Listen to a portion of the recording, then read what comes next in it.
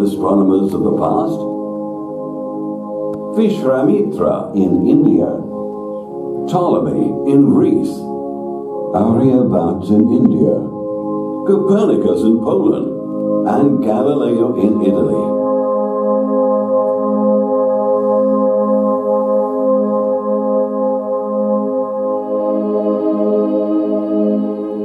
Generation after generation of stars were born, produced elements for life, such as carbon, oxygen, and iron, and eventually died.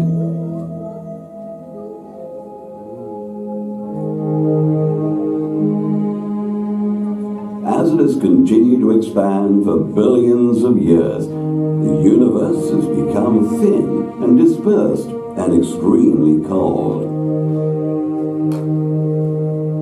Hundreds of years ago, we believed that Earth was the center of the universe. Then science proved that our planet and other planets actually revolve around our sun. Today, we know that the sun itself is but one star among 400 billion stars that make up our Milky Way galaxy. And that our galaxy, though composed of hundreds of billions of stars, can seem insignificant when we realize that it is just one among hundreds of billions of galaxies in the universe. Our Milky Way galaxy formed about 1 billion years after the Big Bang, making it some 13.2 billion years old. The most ancient stars within it are about 10 billion years old, and the youngest are just a few million years old. In fact, baby stars are being born even today. Our sun is a middle-aged star, 4.5 billion years old. It was born from a cloud of gas and dust, which we call a solar nebula. The birth of the sun was brought about by the explosive death of a nearby star. Shock waves from the explosion of the dying star triggered the formation of the solar system. Most of the gas and dust in the cloud went to form the sun, and a small amount collected to form rings and debris around it. Most of the material in the rings then coalesced to form planets: Mercury, Venus, Earth, Mars, Jupiter, Saturn, Uranus, and Neptune. Smaller, leftover bits of matter became dwarf planets like Pluto, asteroids, and comets. Of the 8 planets, only the 3rd planet, Earth, is located in a zone where life can thrive. Unlike Venus, it is not so close to the sun that water boils away, nor is it so far away that water freezes into ice, as on Mars. Water in its liquid state is essential for life to arise and to evolve. The Earth was initially very hot, and there was no atmosphere. In the course of time, the outer surface cooled into a hard crust, encasing a core of molten rock. In many places, the liquid interior broke through the crust as volcanoes and spewed out red-hot lava and gases. These gases formed Earth's first atmosphere. One theory holds that clouds in this early atmosphere showered rain unceasingly for thousands of years, giving rise to our oceans.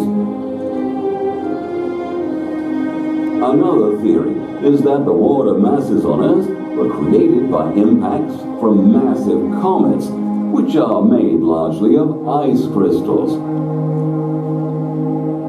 Had you been able to watch the birth of our planet from space, it might have looked like this.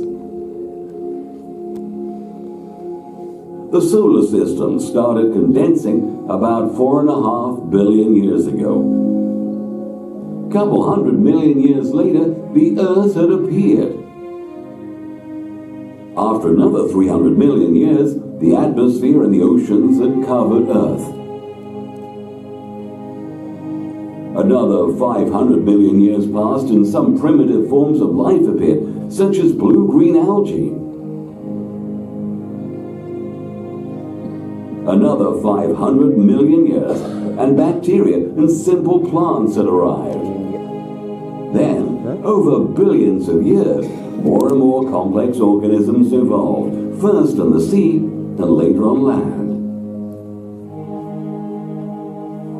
Eventually, some 200 million years ago, the gigantic animals we call dinosaurs dominated Earth, only to disappear about 70 million years ago, probably as a result of climatic changes caused by the crash of a large asteroid, setting the stage for the rapid evolution of mammals, foremost among them humans, who began to shape nature itself.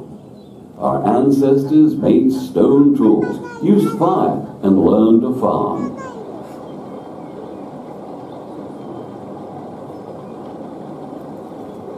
From wanderers and gatherers, we became settlers.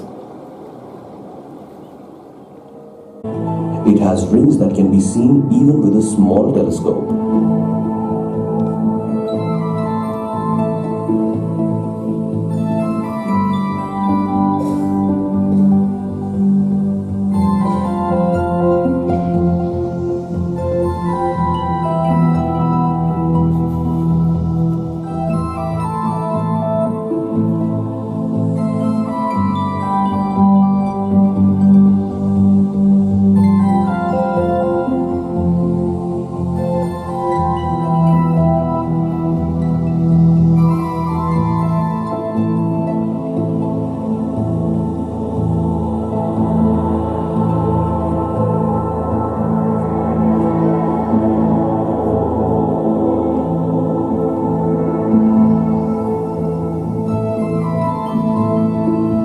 Voyager spacecraft has discovered that these rings are made up of tiny pieces of ice, rocks, and dust.